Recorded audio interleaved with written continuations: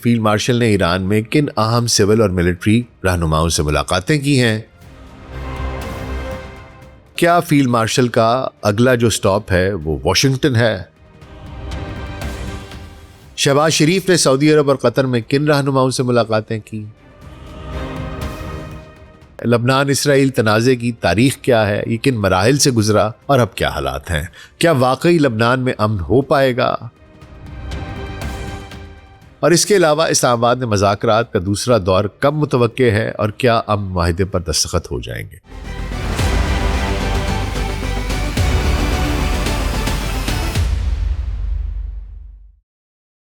Global سچ pod cost doctor ناصر bag کے ساتھ آپ کی خدمت میں حاضر ہیں جی۔ السلام علیکم۔ ایران امریکہ امن معاہدے کے لیے پاکستان کی 2 pronged سفارتی اسٹریٹجی جاری ہے۔ جسے ٹرمپ نے پاکستان کی ان کوششوں کی تعریف کی ہے، بالخصوص فیلڈ مارشل عاصم منیر اور وزیر اعظم شہباز شریف کی کاوشوں کو انہوں نے بہت سراہا ہے۔ ٹرمپ کی گفتگو سے وہ پر امید دکھائی دے رہے تھے اور انہوں نے اس بات کی بھی تصدیق کی کہ مذاکرات کا اگلا دور پاکستان اسلام آباد میں ہی ہوگا، اور اس بات کا بھی امکان ظاہر کیا کہ وہ بذات خود بنفس نفیس ان مذاکرات میں حصہ لے سکتے ہیں۔ حضور، جیسا کہ میں نے کل آپ کی خدمت میں عرض کیا تھا کہ قابل عمل مسودہ تیار کرنے کے لیے کام جاری ہے، جس میں ایران اور امریکہ دونوں کا موقف شامل ہو اور پھر اسے آگے بڑھایا جائے۔ یہ بھی آپ کی خدمت میں عرض کیا تھا کہ ایک بڑا مسئلہ یورینیم کی افزودگی کا ہے کہ اس کا کوئی حل نکالا جائے۔ یورینیم افزودگی کی تفصیل بھی آپ کی خدمت میں کل پیش کر چکا۔ کچھ حل تلاش کیے گئے ہیں، کچھ فارمولے بنائے گئے ہیں جو دونوں فریقوں کو قابل قبول ہوں، اور انہی پر بات کرنے کے لیے فیلڈ مارشل عاصم منیر نے ایران میں کچھ حکام سے ملاقاتیں بھی کی ہیں۔ دوسری جانب وزیر اعظم شہباز شریف سعودی عرب اور قطر کا دورہ مکمل کر کے ترکی پہنچ چکے ہیں۔ نیوکلیئر ایشو کے علاوہ ایران لبنان میں جنگ بندی کے مطالبے سے دستبردار نہیں ہو رہا۔ اس سلسلے میں امریکہ میں لبنانی اور اسرائیلی سفیروں کی امریکی سیکرٹری مارکو روبیو کی موجودگی میں ایک ملاقات ہوئی، جس کے بعد چچا ٹرمپ کی نتن یاہو اور لبنانی صدر جوزف اون سے فون پر بات بھی ہوئی۔ اس کے بعد ٹرمپ نے لبنان اور اسرائیل کے درمیان 10 دن کی جنگ بندی کا اعلان کیا اور اس بات کا اندیا بھی دیا کہ دونوں رہنما جلد وائٹ ہاؤس میں ان کی موجودگی میں ملاقات کریں گے۔ تو حضور، آج ان موضوعات پر بات کر لیتے ہیں کہ فیلڈ مارشل نے ایران میں کن اہم سول اور ملٹری رہنماؤں سے ملاقاتیں کی ہیں، اور کیا فیلڈ مارشل کا اگلا جو سٹاپ ہے وہ واشنگٹن ہے؟ شہباز شریف نے سعودی عرب اور قطر میں کن رہنماؤں سے ملاقاتیں کی؟ لبنان کا مسئلہ، اس کو بھی ذرا تفصیل سے دیکھ لیں گے کہ یہ کیا ہے، لبنان اسرائیل تنازع کی تاریخ کیا ہے، یہ کن مراحل سے گزرا اور اب کیا حالات ہیں؟ کیا واقعی لبنان میں امن ہو پائے گا؟ اور اس کے علاوہ اسلام آباد میں مذاکرات کا دوسرا دور کب متوقع ہے اور کیا امن معاہدے پر دستخط ہو جائیں گے؟ تو آج اس سب پر بات ہوگی۔ تو حضور، اگلے 10 سے 15 منٹ کے لیے دھیان ذرا ادھر، اور اگر ہمارا کانٹینٹ پسند آ رہا ہے تو ویڈیو کو لائک اور چینل کو سبسکرائب کر دیجیے گا۔ تو آئیے آغاز کرتے ہیں۔ پاکستان کی 2 pronged ڈپلومیٹک اسٹریٹجی کا پہلا حصہ امریکہ اور ایران کے درمیان معاہدے میں حائل جو بھی مشکلات ہیں، پوائنٹس ہیں، رکاوٹیں ہیں، ان کا حل نکالنا ہے۔ اس سلسلے میں فیلڈ مارشل عاصم منیر 2 روزہ دورے پر 15 اپریل 2026 بدھ کی شام کو تہران پہنچے۔ ایرانی وزیر خارجہ عباس عراقچی نے ہوائی اڈے پر ان کا استقبال کیا اور بعد ازاں فیلڈ مارشل نے عراقچی سے ایک تفصیلی ملاقات بھی کی۔ اس کے علاوہ فیلڈ مارشل نے 2 روزہ دورے کے دوران اہم حکومتی اور عسکری عہدیداران سے بھی ملاقاتیں کی ہیں، جن میں ایرانی صدر مسعود پزشکیان شامل ہیں۔ وزیر خارجہ عباس عراقچی کا میں نے آپ کو ذکر کر دیا۔ اس کے علاوہ ایران کے پارلیمان کے اسپیکر محمد باقر قالیباف، ان سے ملاقات ہوئی ہے۔ میجر جنرل علی عبداللہی جو ختم الانبیاء مرکزی ہیڈ کوارٹر کے کمانڈر ہیں، ان سے تفصیلی ملاقات ہوئی ہے۔ اور اس کے علاوہ میجر جنرل محمد باقری، یہ ایران کی مسلح افواج کے چیف آف جنرل سٹاف ہیں۔ اس ملاقات کے بارے میں تصدیق نہیں ہو سکی، لیکن کہا یہ جا رہا ہے کہ شاید ان سے بھی ملاقات ہوئی ہے۔ اچھا، اس دورے میں وزیر داخلہ محسن نقوی بھی فیلڈ مارشل کے ساتھ ہیں، اور یہ ایک وسیع تر سفارتی مشن تھا جو وہاں پر گیا۔ یہ جو ملاقاتیں ہیں نا، یہ آپ کو یہ بتا رہی ہیں کہ صرف سیاسی اور حکومتی عہدیداران سے ہی ملاقات نہیں کی ہے فیلڈ مارشل نے، بلکہ انہوں نے براہ راست IRGC کے ساتھ بھی ڈسکشنز کی ہیں۔ اسی وجہ سے میں بذات خود بہت پر امید ہوں کہ کوئی نہ کوئی حل ضرور نکل آئے گا۔ کیونکہ ایک تاثر یہ بھی ہے کہ IRGC آیت اللہ مجتبیٰ خامنہی کے بہت قریب ہیں اور اس وقت ایران میں جو آخری فیصلہ ہے وہ IRGC کا ہی ہوتا ہے. They are the ones who are calling the shots. اچھا، اطلاعات کے مطابق فیلڈ مارشل ایران کا دورہ مکمل کر کے واپس پاکستان پہنچ چکے ہیں اور اب واشنگٹن جانے والے ہیں، جہاں ان کی ٹرمپ اور JD وینس سے ملاقاتیں متوقع ہیں. ایرانی حکام سے ملاقاتوں کے دوران جو پیش رفت ہوئی ہے اس پر بات چیت ہوگی اور کوئی ممکنہ فارمولا کہ ایران کہاں تک آنے کو تیار ہے اور کتنی لچک امریکہ کو دکھانی ہے. میں نے عرض کیا تھا کہ مذاکرات کے دوسرے دور میں اگر ٹرمپ نے شرکت کی تو اس سے پہلے تمام ایشوز ریزالو کر لیے جائیں گے، تاکہ ٹرمپ آ کر صرف دستخط کریں اور اسی پر کام ہو رہا ہے. بعض لوگ یہ بھی کہتے ہیں کہ ٹرمپ نے جان بوجھ کر JD وینس کو پہلے دور کے لیے بھیجا کیونکہ انہیں علم تھا کہ اس میں کوئی کچھ نکلنے والا نہیں ہے. And he did not want to look like a loser. I mean, more than what he already appears to be. خیر جناب، تو یہ کہانی تو یہاں تک پہنچ گئی ہے اور فیلڈ مارشل جب تک میں ریکارڈ کر رہا ہوں تب تک تو نہیں گئے، لیکن جلد امید ہے کہ وہ واشنگٹن جائیں گے اور اس کو ایک حتمی شکل دے دی جائے گی. دوسری جانب ڈپلومیٹک اسٹریٹجی کا دوسرا حصہ تمام سٹیک ہولڈرز کو آن بورڈ لے کر چلنا، جس میں سعودی عرب، قطر اور ترکی شامل ہیں. اس مشن پر وزیر اعظم شہباز شریف 15 سے 18 اپریل 2026 تک سعودی عرب، قطر اور ترکی کا سرکاری دورہ کر رہے ہیں اور سعودی عرب اور قطر کا دورہ مکمل کرنے کے بعد 16 اپریل کو انطالیہ پہنچ چکے ہیں، جہاں وہ 5ویں انطالیہ ڈپلومیسی فورم پر اس میں شرکت کریں گے. اس سے پہلے 15 اپریل کو جدہ پہنچے، سعودی ولی عہد محمد بن سلمان جو کراؤن پرنس ہیں ان سے ملاقات کی اور ملاقات میں علاقائی امن، خاص طور پر امریکہ ایران امن مذاکرات کی حمایت اور ممکنہ معاہدے پر ہونے والی پیش رفت سے آگاہ کیا. 16 اپریل کو دوحہ پہنچے، قطر کے امیر شیخ تمیم بن حماد الثانی سے ملاقات ہوئی.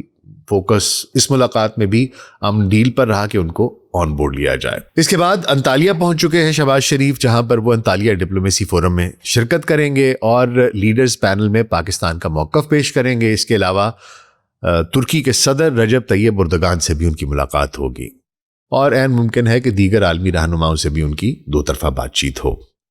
اچھا حضور، اب یہ جو سارے کا سارا معاملہ ہے یہ کس لیے ہے؟ یہ اس لیے ہے تاکہ ان تمام سٹیک ہولڈرز کو، سعودی عرب کو، قطر کو، ترکی کو بھی آن بورڈ لیا جائے اور جو بھی ممکنہ معاہدے کی جانب ہونے والی پیش رفت ہے اس سے ان کو آگاہ کیا جائے، ان سے مشاورت کی جائے. یہ بہت اہم ہے.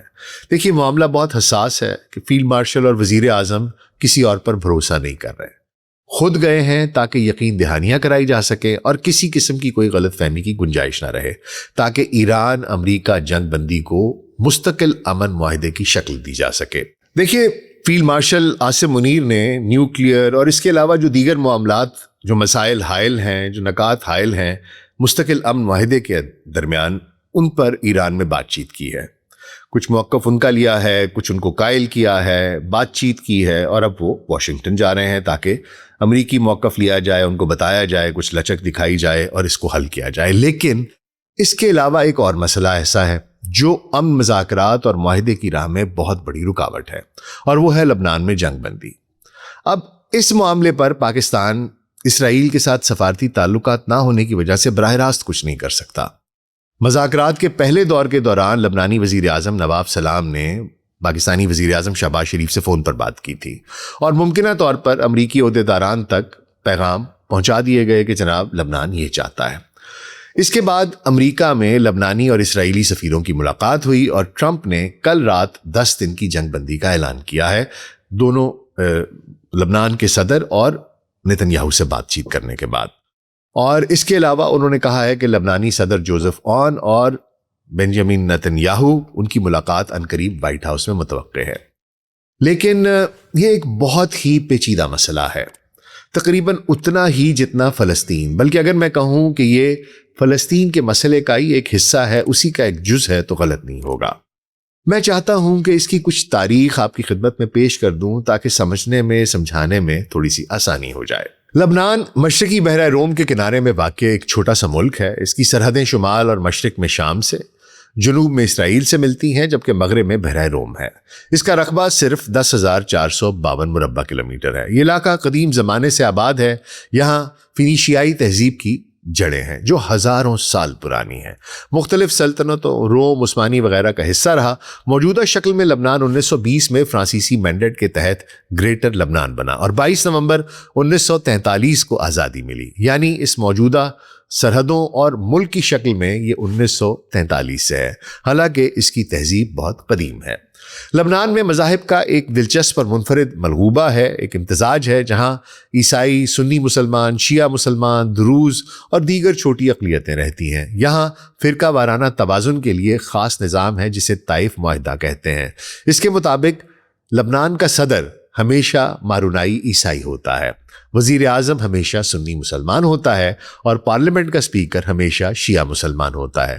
یہ نظام سن 1943 کے نیشنل پیکٹ سے چلا آ رہا ہے اور 1989 میں طائف معاہدے سے اس میں تھوڑی سی رد و بدل کی گئی تھی۔ اس کا مقصد یہ ہے کہ کوئی گروپ کسی دوسرے پر غالب نہ ہو سکے۔ اب بات کر لیتے ہیں اسرائیل لبنان تنازع کی۔ اس کی تاریخ جناب یہ 1948 سے شروع ہوتی ہے اور آج تک جاری ہے۔ یہ تنازع بنیادی طور پر فلسطینی پناہ گزینوں، سرحدی جھگڑوں اور بعد میں حزب اللہ اس کی وجہ سے مزید بڑھا۔ لبنان کی فوج نے براہ راست اس میں بہت کم حصہ لیا۔ زیادہ تر لڑائی فلسطینی تنظیموں یعنی کہ PLO پیلسٹینین لبریشن آرگنائزیشن اور پھر حزب اللہ کے ساتھ ہوئی۔ اس کا پہلا دور 1948 سے 1970 تک کی دہائی کا بنتا ہے۔ دیکھیے، اسرائیل کے 14 مئی سن 1948 کو آزادی کے اعلان کے بعد لبنان نے تقریباً 1000 فوجیوں کے ساتھ دیگر عرب ممالک کے ساتھ مل کر ایک حملہ کیا۔ لبنانی فورسز نے شمالی گلیلی میں داخل ہوئے اس کے بعد لیکن ان کو پسپا ہونے پر مجبور کر دیا گیا۔ 23 مارچ سن 1949 کو جنگ بندی کا معاہدہ ہوا جس سے جنگ سے پہلے والی بین الاقوامی سرحد جسے گرین لائن کہا جاتا ہے وہ بحال ہو گئی۔ اس جنگ میں لاکھوں فلسطینی بے گھر ہوئے۔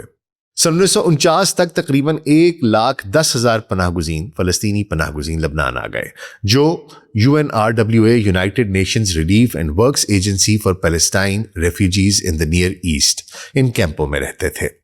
اس آبادیاتی تبدیلی نے لبنان کے نازک فرقہ وارانہ توازن کو متاثر کیا اور اس کے بعد تقریباً 1960 تک سکون رہا، امن رہا، کچھ زیادہ جنگیں نہیں ہوئیں۔ اچھا، اسرائیل کی 1967 کی 6 روزہ جنگ کی فتح کے بعد جس میں لبنان نے اپنی محدود فوجی صلاحیت کی وجہ سے حصہ نہیں لیا تھا، فلسطینی جنگجوؤں جو PLO کے تھے اور اس کی شاخیں جیسے فتح اور PFLP انہوں نے جنوبی لبنان کو اسرائیل کے خلاف سرحدی حملوں کا اڈا بنا لیا۔ 1969 کے قاہرہ معاہدے نے فلسطینیوں کو کیمپوں میں خود مختاری اور مسلح جدوجہد کا حق دے دیا۔ اس کی وجہ یہ تھی کیونکہ اسرائیلی بار بار حملہ کرتے تھے اور انہوں نے کہا کہ جی ان کو بھی حق ہونا چاہیے۔ 1970 کا ایک بلیک سپٹمبر کہلاتا ہے کیونکہ اردن نے PLO کو کہا تھا کہ آپ اردن سے نکل جائیے، جارڈن کو فارغ کر دیجئے۔ اس کے بعد ہزاروں مزید جنگجو لبنان منتقل ہو گئے جس سے جنوب میں فتح لینڈ بن گیا۔ اسرائیل نے جنوبی حملے شروع کر دیے اور لبنان 1975 میں خانہ جنگی میں ڈوب گیا۔ شام نے 1976 میں مداخلت کی۔ اسرائیل نے مسیحی ملیشیا کو ہتھیار دیے ان کو اپنی پراکسی کے طور پر لڑنے کے لیے اور سرحد پر تعاون کے لیے انہوں نے فینسنگ وغیرہ کی، اس کی پالیسی شروع کر دی۔ اچھا، اس کے بعد 1978 کا آپریشن لتانی آتا ہے۔ PLO کے ساحلی سڑک پر حملہ، انہوں نے ایک پٹرول تھا ساحلی سڑک پر حملہ کیا جس میں 38 اسرائیلی شہری ہلاک ہوئے۔ اس کے بعد اسرائیل نے 25,000 فوجیوں کے ساتھ لبنان پر حملہ کر دیا اور لتانی دریا سے جنوب تک کا جتنا علاقہ ہے اس پر قبضہ کر لیا۔ اقوام متحدہ کی سلامتی کونسل کی قرارداد 425 نے انخلا کا مطالبہ کیا اور UNIFIL امن فورس بنائی گئی۔ اسرائیل نے جزوی انخلا کیا مگر اپنی پراکسی ساؤتھ لیبنن آرمی جس میں زیادہ تر مسیحی تھے ان کو انہوں نے اپنی وہ دی ویپنز بھی دیے اور ان کو پوزیشنز بھی دی اپنی ڈیفینسو کی اور خود چھوڑ کر پیچھے آ گئے۔ اس میں سینکڑوں ہلاکتیں ہوئیں، سینکڑوں شہادتیں ہوئیں۔ پھر اس کے بعد 1982 کی لبنان جنگ آتی ہے۔ اسرائیل نے PLO کو نکالنے کے لیے ایک بہت بڑا حملہ 6 جون سن 1982 کو کیا اور بیروت تک پہنچ گئے۔ بیروت شہر کا محاصرہ کر لیا جس سے PLO کو امریکہ کی ثالثی میں اگست سن 1982 میں تونسیا منتقل ہونا پڑا۔ جنگ میں شامی فورسز بھی شامل تھیں اور 15,000 سے 20,000 شہادتیں ہوئیں۔ اسرائیل کے اتحادی فلانج ملیشیا نے صبرا اور شتیلا کیمپوں میں قتل عام کیا، بہت سی شہادتیں ہوئیں اور مئی 1983 میں امریکہ کی ثالثی میں ایک معاہدہ ہوا۔ اسرائیلی انخلا اور سلامتی کے انتظامات کا اس میں جائزہ لیا گیا اور اس میں کہا گیا کہ جناب آپ اس طریقے سے کریں گے، مگر یہ ناکام ہو گیا۔ اسرائیل نے 1985 میں تقریباً 10-15 کلومیٹر کا سیکیورٹی زون بنا لیا اور جو صدرن لیبنن آرمی ہے جس میں زیادہ تر مسیحی تھے ان کو کنٹرول میں دے دیا کہ جی یہ آپ کنٹرول کریں، ان کے ذریعے پراکسی کے ذریعے کنٹرول کرتے رہیں۔ اچھا، اس کے بعد فروری 1985 میں حزب اللہ اس کا قیام ہوتا ہے اور اس نے پھر SLA اور IDF پہ جو انہوں نے قبضہ کیا ہوا تھا علاقہ، اس کے خلاف گوریلا جنگ شروع کر دی، جس میں راکٹ تھے، جس میں ریڈز تھے، جس میں خودکش بم دھماکے تھے۔ یہ سب کچھ کرنا شروع کر دیا کہ بھئی ہمارا علاقہ ہے لبنان کا، یہ خالی کرو۔ اسرائیل کے اہم آپریشنز میں ایک آپریشن اکاؤنٹیبلٹی 1993 میں، پھر گریپس آف ریتھ 1996 میں یہ ہوا جو قانا UN کمپاؤنڈ پر انہوں نے گولہ باری کی تھی، اس سے 106 شہری شہید ہوئے تھے لبنان کے۔ اسرائیل نے یک طرفہ انخلاء کا فیصلہ کیا اور 24 مئی 2000 کو انہوں نے لبنان سے وہ نکل گئے، خارج ہو گئے، جو اقوام متحدہ کی قرارداد 425 کی تکمیل تھی۔ SLA جو صدر لیبنن آرمی تھی جس میں زیادہ تر مسیحی تھے، وہ ٹوٹ گئے اور حزب اللہ نے اسے آزادی کا دن قرار دیا اور جنوب میں جو خلا تھا وہ پر ہو گیا۔ اچھا، 2000 سے 2006 تک سرحد پر واقعات جاری رہے، جیسے حزب اللہ کوئی کڈنیپنگ کر لیتے تھے، کوئی گھات لگا لیتے تھے اور اسرائیلی اپنے حملے جاری رکھے ہوئے تھے، کبھی کسی کو اٹھا لیا، کبھی کسی کو مار لیا، جو ان کا ظلم تھا وہ جاری تھا۔ اچھا، پھر اقوام متحدہ کی قرارداد 1559 نے حزب اللہ کے غیر مسلح ہونے اور شامی انخلاء کا مطالبہ کر لیا۔ پھر اس کے بعد 12 جولائی کو حزب اللہ نے IDF کے ایک پیٹرول پر حملہ کیا جس میں 8 فوجی ہلاک اور 2 اغوا کر لیے اور اپنے قیدیوں کی رہائی کا مطالبہ کیا۔ اور اسرائیل نے اس کے جواب پر، جیسا کہ وہ ایک امپروپورشنیٹ قسم کا رسپانس دیتا ہے، اس نے بڑے پیمانے پر فضائی حملہ کیا، بحری ناکہ بندی کر دی اور زمینی آپریشن کر دیا۔ حزب اللہ نے اسرائیل پر جواب میں تقریباً 4000 راکٹ داغے۔ 34 دن کی جنگ میں تقریباً 1200 لبنانی شہید ہوئے جن میں زیادہ تر شہری تھے اور 165 اسرائیلی جس میں 44 شہری تھے وہ ہلاک ہوئے۔ اقوام متحدہ کی قرارداد 1701 جو 14 اگست 2006 میں ہوئی، اس نے جنگ بندی نافذ کی، UNIFIL کو وسعت دی گئی اور حزب اللہ کو لیتانی دریا کے شمال میں جانے کا مطالبہ کیا گیا، جبکہ اسرائیل سے لبنان کی خود مختاری کا احترام کرنے کا کہا گیا۔ اس کے بعد نسبتاً سکون رہا، مگر کبھی کبھار خلاف ورزیاں ہوتی رہیں۔ اسرائیل جو ہے وہ اوور فلائٹس اور سرحدی واقعات وہ کرتا رہتا ہے، خلاف ورزیاں وہ کرتا رہا۔ حزب اللہ سیاسی اور فوجی طور پر رفتہ رفتہ لبنان میں مضبوط ہوتا گیا اور لبنان کی ایک غالب شیعہ قوت اور اہم سیاسی کھلاڑی بن گیا۔ اس کے بعد 2023 سے 2026 کا دور آتا ہے جناب۔ حماس کے 7 اکتوبر 2023 کے اسرائیل پر حملے کے بعد اسرائیل نے غزہ میں نسل کشی شروع کر دی، جس کے جواب میں حزب اللہ نے غزہ کی حمایت میں راکٹ، ڈرون اور سرحدی حملے شروع کر دیے۔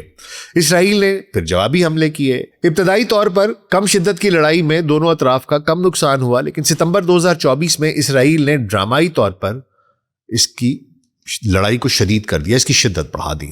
حزب اللہ کو نشانہ بنانے والے پیجرز وہ دھماکے ہوئے 17-18 ستمبر کو، اور پھر حزب اللہ کے رہنما حسن نصر اللہ ان کی شہادت 27 ستمبر کو ہوئی، اور جنوبی لبنان میں ایک بہت بڑا زمینی آپریشن کر دیا 1 اکتوبر سے۔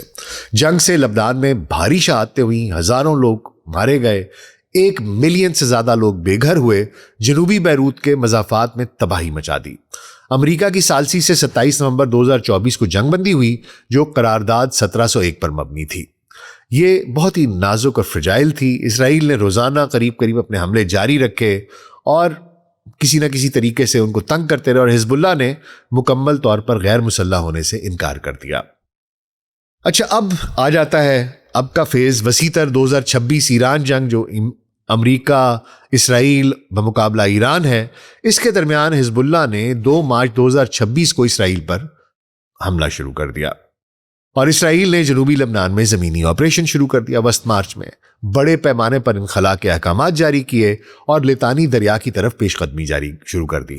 حزب اللہ پر اندرونی دباؤ پڑا۔ لبنان کی حکومت صدر جوزف اون اس کی قیادت میں، اور اس نے اسے غیر مسلح کرنے کی طرف قدم اٹھانے شروع کر دیے۔ لڑائی اپریل کے ابتدائی دنوں تک جاری ہے، کیونکہ حزب اللہ یہ کہتا ہے کہ تم ہماری زمین سے نکلو گے تو تب ہم رکیں گے۔ اسرائیل نے کیا کیا ہے، میں چاہتا ہوں کہ آپ یہ ذرا ایک تصویر دیکھ لیجئے۔ اس میں آپ کو یہ لبنان کا نقشہ ہے، اس میں آپ کو ایک زرد لکیر دکھائی دے رہی ہوگی جو ناقورہ سے مشرقی لبنان تک پھیلی ہوئی ہے اور اس کی گہرائی 7 سے 8 کلومیٹر جو اصل حدود ہے، انٹرنیشنل باؤنڈری ہے لبنان کی، اس سے اندر ہے۔ اسرائیلی فوج کا ارادہ یہ ہے کہ اس لکیر کے نیچے والے علاقے پر قبضہ کیا جائے اور وہاں مزید چوکیوں یعنی کہ ایڈیشنل پوزیشنز کو قائم کیا جائے، اور یہاں سے واپسی نہیں کرے گا وہ جب تک کہ لبنان میں وہ کہتا یہ ہے کہ حزب اللہ کو ڈسارم نہ کر دیا جائے، اس کی ڈسارممنٹ مکمل نہ ہو جائے۔ اب یہ ایک بہت ہی مبہم سا جملہ ہے جو عملی طور پر اس قبضے کو جاری رکھنے اور جنوب کے رہائشیوں کو اس پٹی سے بے دخل رکھنے کے معنی رکھتا ہے۔ اچھا، ایک اس کے بعد نا ایک لتانی لائن بھی ہے۔ اسرائیلی منصوبے میں ایک دوسری زون، ایک علاقہ تجویز کردہ زرد لائن سے شروع ہو کر لتانی دریا تک پھیلا ہوا ہے۔ یہ علاقہ اسرائیلی فوجی کارروائیوں کا زون بن جائے گا، جہاں قبضہ کرنے والی فورسز زمین پر کام کرتے ہوئے حزب اللہ کی موجودگی کو ختم کریں گی، پھر اسے بتدریج لبنانی فوج کے حوالے کریں گی، جسے وہ کہتے ہیں کہ ہم کلینزنگ آپریشن کر رہے ہیں، لیکن مجھے یقین ہے کہ وہ اس کے بعد بھی اسے لبنانی فوج کے حوالے نہیں کریں گے۔ اچھا، جو لتانی دریا کے شمال کا علاقہ ہے، اسرائیلی تجویز کے مطابق لبنان کے اندرونی حصے میں لتانی دریا کے شمال کی طرف سے حزب اللہ کو غیر مسلح کرنا لبنانی فوج اور ریاست کی ذمہ داری ہوگی۔ جنوبی علاقے میں غزہ ماڈل کا اطلاق۔ اچھا، اب یہ اسرائیلی منصوبہ جو ہے نا، اس کے غزہ میں اپنائے گئے طریقے پر مبنی ہے۔ یہ صرف لکیریں کھینچنے تک محدود نہیں ہے، بلکہ پورے دیہات ان کو کلیئر کیا جا رہا ہے، اور پچھلے دنوں 10 منٹ میں 100 فضائی حملے کیے، 300 سے زیادہ شہادتیں ہوئیں، 12 لاکھ سے زیادہ لوگ بے گھر ہو گئے۔ ان کا مقصد یہی ہے، ان نے غزہ ماڈل اپنایا ہوا ہے اور پورے کے پورے علاقے کو ملبے کا ڈھیر بنا دیا ہے۔ ان کا ایک افسر جس نے کہ اس آپریشن میں حصہ لیا، اس کا میں بیان پڑھ رہا تھا، وہ کہتا ہے ہم بالکل لبنان میں ویسا ہی کر رہے ہیں جیسا کہ ہم نے غزہ میں کیا تھا۔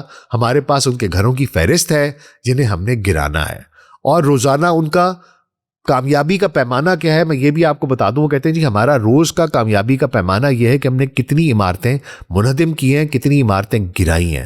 جتنی زیادہ عمارتیں گری ہوتی ہیں، ہم کہتے ہیں آج کے دن ہمارا آپریشن اتنا ہی کامیاب رہا ہے۔ اب ان حالات میں 16 اپریل 2026 کو امریکی صدر ڈونلڈ ٹرمپ نے اعلان کیا کہ اسرائیل اور لبنان نے 10 دن کی جنگ بندی پر اتفاق کر لیا ہے، جو کل سے نافذ ہو گئی ہے۔ یہ اسرائیلی وزیر اعظم بنجامن نیتن یاہو اور لبنانی صدر جوزف اون سے بات چیت کے بعد ہوا ہے۔ ٹرمپ نے دعویٰ کیا کہ اس معاملے میں حزب اللہ بھی شامل ہے اور مستقل امن کی طرف ایک قدم ہے۔ انہوں نے نائب صدر جے ڈی وینس، وزیر خارجہ مارکو روبیو اور فوجی حکام کو طویل المدتی انتظامات کی سہولت کے لیے ہدایت بھی کر دی۔ اچھا، اب اس کی تفصیلات کچھ کیا ہیں کہ اسرائیل نے کہا ہے کہ وہ جنوبی لبنان میں پہلے سے موجود فوج جو ہے اس کو جنگ بندی کے دوران واپس نہیں بلائے گا۔ حزب اللہ نے مکمل شمولیت پر اختلاف کیا ہے اور کہا ہے کہ وہ اسرائیلی قبضہ ختم ہونے تک جنگ بندی قبول نہیں کرے گا اور قبضے کے خلاف مزاحمت کا حق محفوظ رکھتا ہے۔ وہیں دوسری جانب بیروت میں جشن منایا گیا کہ چلیں شکر ہے کہ جنگ بند ہوئی ہے۔ اور ان حالات میں ٹرمپ نے اسرائیلی وزیر اعظم بنجامن نیتن یاہو اور لبنانی صدر جوزف اون کو وائٹ ہاؤس آنے کی دعوت دی ہے۔ یہ 1983 کے بعد اسرائیل اور لبنان کے درمیان پہلی معنی خیز اعلیٰ سطح کی بات چیت ہوگی 40 سال سے زیادہ عرصے کے بعد۔ یہ ملاقاتیں آنے والے ہفتوں میں متوقع ہیں، ہو سکتا ہے 1 سے 2 ہفتوں میں۔ ٹرمپ نے اسے وسیع تر امن معاہدے کا تاریخی موقع قرار دیا ہے، جس میں لبنان سے وہ یہ ایکسپیکٹ کر رہے ہیں کہ وہ حزب اللہ کو مینج کر لیں گے۔ لبنان کی طرف سے یہاں صدر جوزف اون وہ قیادت کریں گے، کیونکہ لبنان کے نظام میں صدارت علامتی اور سلامتی سے متعلق اہم کردار رکھتی ہے۔ تو حضور، یہ لبنان کی کہانی ہے کہ لبنان اور اسرائیل کا تنازع کیسا ہے۔ ایک طرف فیلڈ مارشل آج کل میں واشنگٹن جا رہے ہیں تاکہ ایران امریکہ امن معاہدے کو حتمی شکل دی جا سکے، اور امید ہے کہ اس کا 1-2 روز میں کوئی حل بھی ہمیں دکھائی دے گا انشاءاللہ۔ البتہ لبنان کا معاملہ بہت پیچیدہ ہے۔ اسرائیل اپنی ہٹ دھرمی سے باز نہیں آتا، نہ ہی وہ آئے گا، اور حزب اللہ اس کا جواب دیتی رہے گی۔ بہرحال اللہ سبحانہ تعالیٰ سے دعا ہے کہ کم از کم جو ایران کا معاملہ ہے وہ جلد از جلد حل ہو جائے، اور اللہ سبحانہ تعالیٰ اپنا خصوصی کرم فرمائے، آمین۔ اور جو کوششیں ہیں خصوصی طور پر پاکستان کی اور دیگر برادر ممالک کی، وہ رنگ لائیں، اور ایران میں امن ہو، مشرق وسطیٰ میں امن ہو، ایشیا میں امن ہو، پوری دنیا میں امن ہو، اور جو اس کے اثرات ہم سب پر پڑ رہے ہیں، مہنگائی کی صورت میں، پریشانی کی صورت میں، کیوس کی صورت میں، اس سے نجات مل سکے۔ اور خصوصی طور پر جو ایرانی عوام ہے، انہوں نے بہت بھاری نقصان برداشت کیا ہے، ان کے لیے خصوصی دعا ہے کہ اللہ سبحانہ تعالیٰ ان پر بھی اپنا کرم و فضل فرمائے اور انشاءاللہ ہم ایک آدھ دن کے اندر اندر خوشی کی خبر سنیں کہ مکمل امن ہو جائے گا، امن معاہدے پر دستخط کے لیے ٹرمپ اور ایرانی وفد اسلام آباد پہنچے گا۔ آمین۔ اپنا بہت خیال رکھیے گا۔